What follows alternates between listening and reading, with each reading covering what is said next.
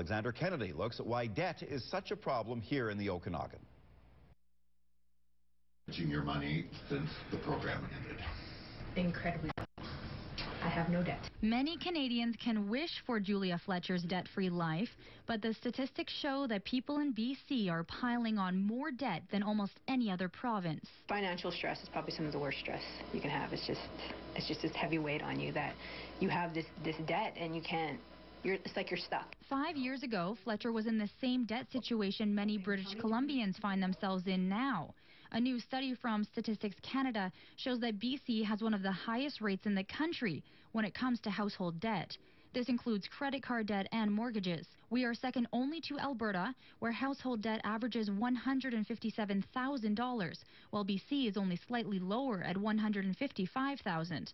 An Okanagan debt counselor says Kelowna seems to have the highest debt in the province. I would say that we have a higher debt ratio here in Kelowna, simply because of the work situation. Stats Canada states that household debt has a lot to do with house prices, and Kelowna's housing isn't cheap. The last few months, I have seen more people in foreclosure than I've ever seen in my life.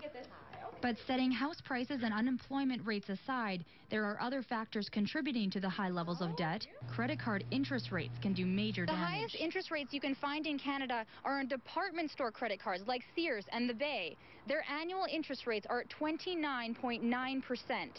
Store-specific credit cards usually have an interest rate between 25 and 30%, which is much higher than standard credit cards.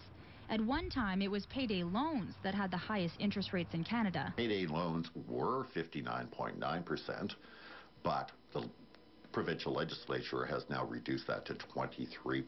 You may have noticed another change the government made.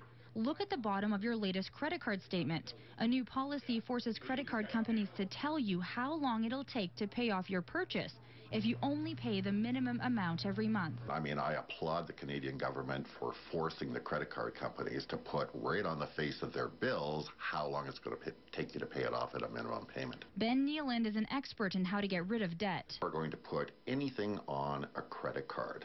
The goal needs to have it paid off within 3 to 6 months. But if you're already deep into it, repayment programs can help.